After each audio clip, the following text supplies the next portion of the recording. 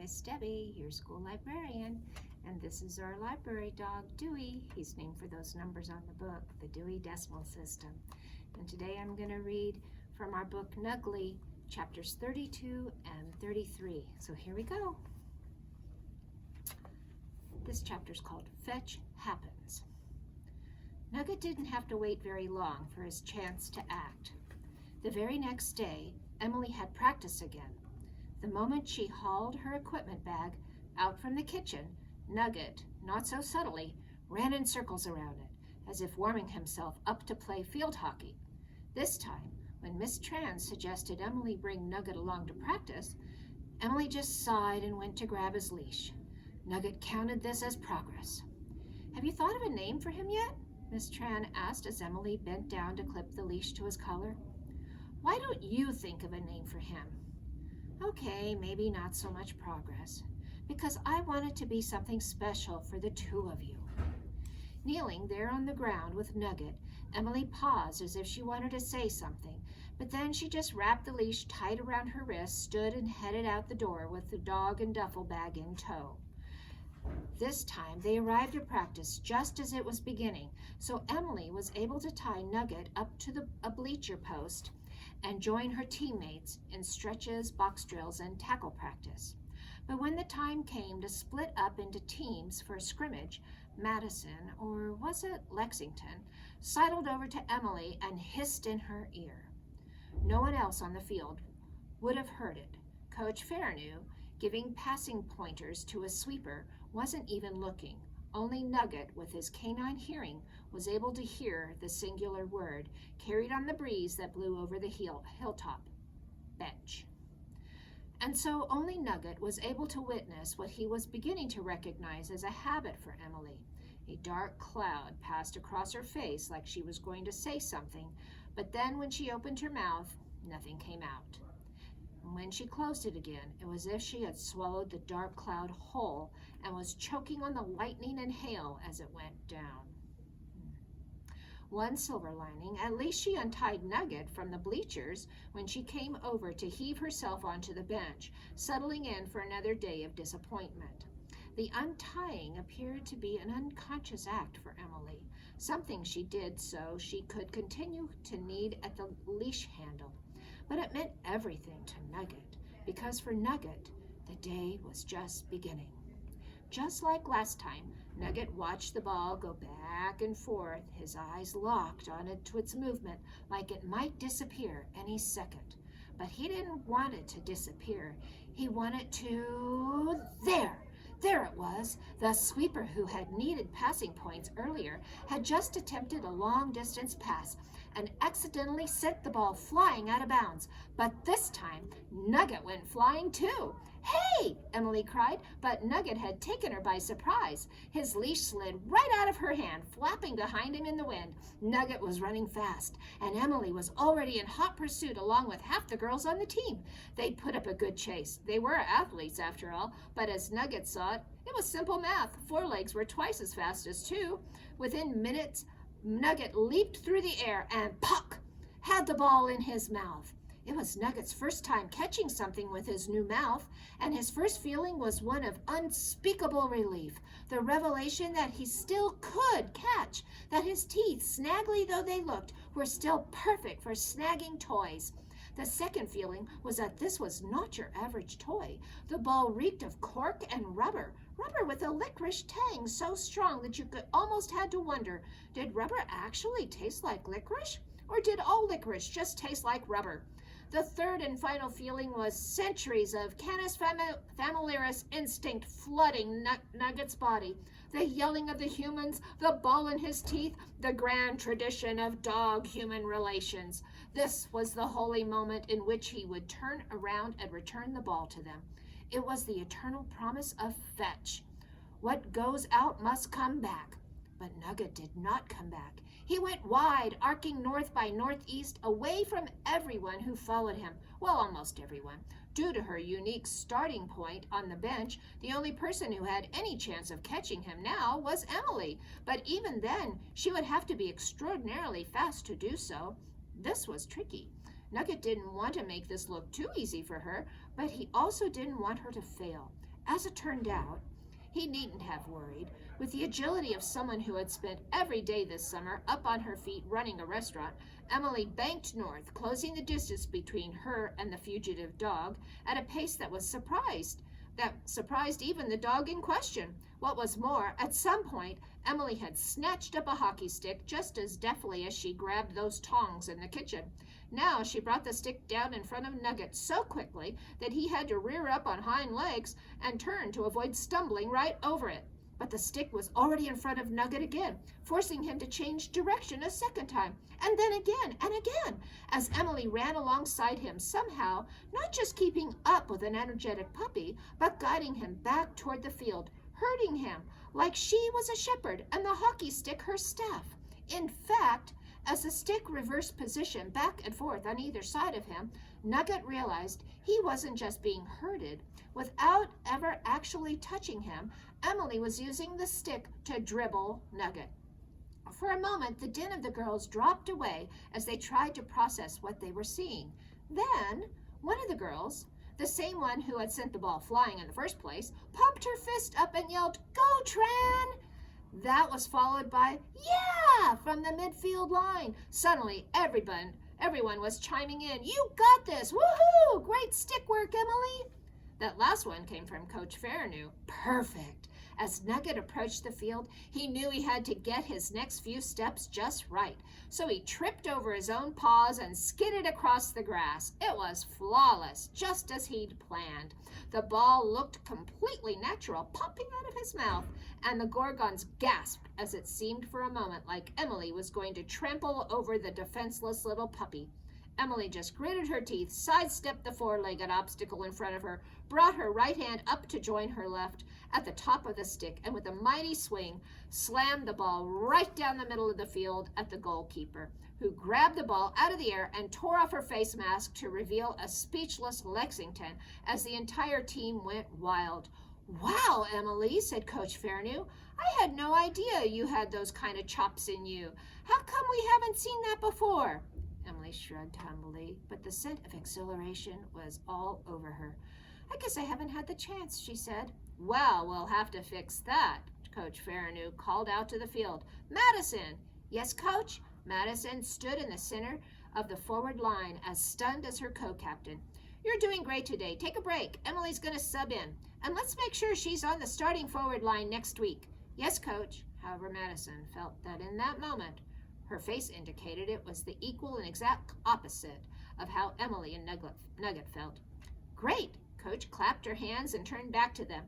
"This'll be wonderful, Emily. I guess it's a good thing you brought your dog to—" "Oh, dear." Nugget's elation was briefly punctuated as Coach looked down and saw him clearly for the first time. He lowered his ears flat around his skull. As big as they were, he still couldn't hide his face. "I'm sorry," Coach Farrenew, attempting to recover. "I just didn't notice. What's their name?" "I haven't decided yet," said Emily.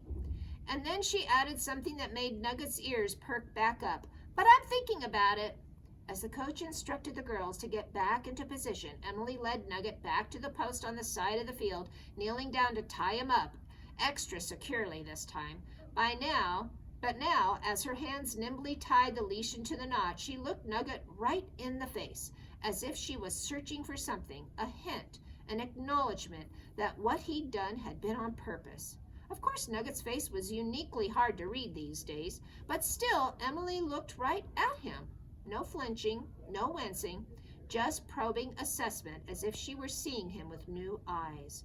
And that gave Nugget the strength to not flinch either. Rather than moving his ears down or turning away, he just let himself be looked at, and he looked back in return. A girl and a dog saw each other. "Emily, match is starting. The game began." Chapter 33, Sticks and Stones. After that, the days started to fly by. It made sense. Time flies when you're enjoying yourself, and that's exactly what Nugget was doing. Each morning he woke to Mrs. Tran pouring a delicious breakfast into his bowl, and each morning Mrs. Tran made the same joke about how little her newest catering client was paying her. Then she would laugh as if someone had just told the joke to her for the first time every time. Nugget would have happily laughed with her if he wasn't so busy eating. After that, he'd get a nice long walk around the neighborhood. Miss Tran liked to crisscross up and down the many alleys and back avenues around her home, presumably for some shade from the summer heat. This worked great for Nugget, who enjoyed that this route ensured that few horrified onlookers as possible. There was something about Miss Tran's clear, unquestioned delight in Nugget's company that boosted his confidence just a little, but not so much that he wanted to put it to the test. Before he could dwell too long on that, though, they'd be right back at the restaurant, firing up the kitchen for the day ahead, sometimes even allowing Nugget to watch as long as his leash was tied to the banister of the staircase out in the hall, well away from the food preparation. Some days it was just Miss Tran and Emily washing and blanching the ingredients they prepared the night before. Other days, though, they were joined by Miss Aldefouleau, a tall man with booming laugh and glasses that fogged up every time he stood near any bowl of pho, which was to say often. Nugget liked Mr. Adfouleau, whose first reaction to seeing Nugget's face was not to look away or to stare, but simply to smile and say, "Lynn tells me you fought a lion. Very cool, buddy, very cool." Huh? When you put it like that, it did sound kind of cool. Then the lunch rush would begin, and life in the kitchen would take on its familiar frenzied pace for the rest of the day until closing time, when Mr. Adfalafu would wash dishes while Miss Tran got tomorrow's menu started and Emily took Nugget for his evening walk. At first, Emily's walks were short affairs. She would pretty much lead Nugget up the avenue and back again, trying to return to the kitchen as fast as possible to help out, sometimes even muttering all the ingredients they had to order that night to herself. Nugget found that this walking style left something to be desired, even if it was kind of a nice change of pace to have people on the sidewalk move away from them, not because they were trying to avoid the hideous noseless dog, who they couldn't really see in the dim evening light anyway, but because they were trying to avoid the grumpy young girl talking to herself as she stalked down the avenue. But as the days went on, Nugget noticed Emily starting to relax. Their walks lasted longer, and Emily's choice of walking paths grew more winding, as if she were unconsciously mimicking her mother. And rather than simply grumbling to herself, she started occasionally asking Nugget's opinion on things like, "What do you think customers would like better, more shallots or more roast ginger? Don't act like you don't have an opinion. I've seen you drooling at both." Or, "Did you see that smoothie place chalkboard specials display? Sloppy. I've been doing better chalk since I was 8. I mean, I was super into chalk when I was 8, so it's not really fair, but still, poor guys, do you think they'd pay me to save them from themselves?" Pretty soon they were regularly getting back well after nightfall, and while Emily would always volunteer to help put things away, Miss Tran would insist that her daughter had been done working for the night. One night, after Emily eventually gave in and went upstairs, Miss Tran emerged from the kitchen just long enough to look thoughtfully down at Nugget. "You're very good for her, you know," she said. "Her taking breaks, that's new, and you're new, so it must be you, and that's good." And then, wonder of wonders, she tossed Nugget a rice noodle and went back to cleaning while Nugget chewed and wagged his tail happily. After all, Miss Tran may have been right. The increasing length of Emily and Nugget's evening walks was directly correlated to the increase in time Emily was spending on the playing field at Ronan Park, and Nugget felt very proud of the part he'd played in making that happen. By the end of the first week, Emily had been on the starting lineup for every practice. By the next week, Coach Farranew had asked her to help lead drills in drag flicking and push passing. Emily, normally so intent on hiding her emotions, came home from these practices wearing an unguarded smile on her face, which brightened Miss Tran's smile as well. And while she still hadn't given Nugget a name, it had been weeks since Emily had to be reminded to bring him to practice. After the fetch incident, Emily had taken the initiative on every practice day to get Nugget's leash out before she even got out her equipment bag. The other girls still weren't sure what to make of the dog with the distinctive features, and Nugget had noticed them hanging back from the bleachers whenever he was tied there.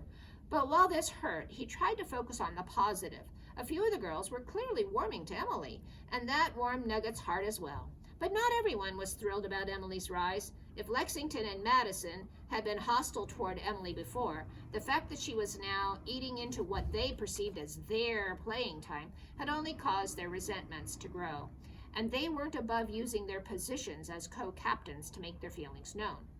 Their passes to her were always a little harder than necessary. Her share of the assigned grunt work always a little more than everyone else's. It was just enough that Coach Fairnew wouldn't have noticed without being told, and Emily would never tell her, for the simple reason that, well, sometimes Nugget wanted to ask Emily what her reasons were. Here, firsthand, was a lesson in how it looked to choose someone over and over, only for them not to choose you back. If he could have, Nugget would have asked her why she kept doing this to herself, why she didn't just tell someone what was going on, why she wanted so badly to belong here when there were other people out there who would accept her just as she was. But on some level, Nugget knew. He knew all too well what it felt like to want to belong somewhere so badly that you would overlook any amount of indignity, of rejection, of getting knocked down. He knew what it felt like to get right back up again because maybe this time it would all work out. The tricky thing was that this wasn't always bad. Persistence and hard work can be great qualities, but it is important to make sure you're working toward the right things. Throwing yourself at a closed door, and you're likely to get hurt before the door does. Get pushed down too many times and something is going to break. For Emily, that break came on August the 9th. It was a humid day at the top of Ronan Park. Heat shimmered over the water of the bay below. The Gorgons were all in the midst of a well-earned break, sprawled out around the field and gulping water from insulated bottles the size of small vacuum cleaners. Emily had collapsed on the grass next to Nugget, which had surprised him. Sitting near Nugget was pretty much a guarantee that no other girls would sit near Emily.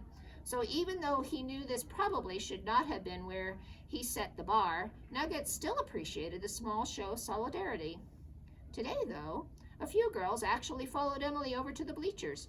Shanna, the sweeper from that fateful practice all those weeks ago, and Katie, the goalkeeper, with the happy, easygoing air of someone who had managed to turn mostly just standing around into an athletic pursuit. "Oh, you don't have to," Emily began, but Katie waved her hand in a good-natured dismissal of Emily's concerns. "We want to." "Yeah," Shauna said, smiling at Emily and then at Nugget. "We want to get to know you more, and this is technically the only boy ever to catch one of my pop-ups. What's his name, anyway?" Despite herself, Emily smiled and quickly untied Nugget's leash from the bleacher's post. "Well," she said, "actually, his name is Ugly." Ooh. A shadow fell over Emily's face, literally. Lexington had planted herself above the girls, standing directly between them and the sun, leaning on her hockey stick and looking down at them all. Nugget heard Emily's heart start to race, but he also saw Katie, facing away from Lexington, roll her eyes. And Emily must have seen this too, because she suddenly emboldened to swallow her fear and say, "Don't call him that." "Why?" Madison asked innocently, suddenly appearing at Lexington's side. Or had she been there the whole time? "It's not like you've given Ugly a real name yet." "Madison," Shanna began, but the captain shot her a look that stopped her instantly. Emily was not the only team member who feared these girls. "I said," Emily repeated more slowly this time, "don't call him Ugly." "So you do like him?" Lexington asked. "I wasn't sure. You seem embarrassed of him before, but I guess you actually wouldn't be that embarrassed by stuff looking weird. My dad went to your restaurant once, and he said he couldn't tell what he was eating. Even your food is He's not ugly." One girl threw herself forward, and 4 girls and a dog threw themselves backward as Emily burst from the ground with the same speed and ferocity that made her so darn good at field hockey. Now, though, that speed became a liability. Before anyone could grab a hold of Emily or talk her out of losing her composure, she already hurtled into Madison, sending the co-captain to the ground with a shriek and a thud. "Hey!" Coach Fairnew, of course, had not seen or heard any of the lead-up to the shove. She had only noticed the shove itself, and it brought her running. "Tran, what are you doing?" Emily stood over Madison, panting, looking around wildly. She regained her senses. "I didn't..." She kept... "This kind of behavior is unacceptable," Coach Fairnew said, helping a shaken Madison up off the ground. As always, Emily looked like she wanted to say something, As always, Emily faltered. Advocate for yourself, Nugget thought. You deserve to be treated well. You don't have to keep all your pain a secret. But at last, Emily just said, sorry, Coach, and ran off down the hill, leaving Nugget to run after her. And that's the end for today. I hope you liked it.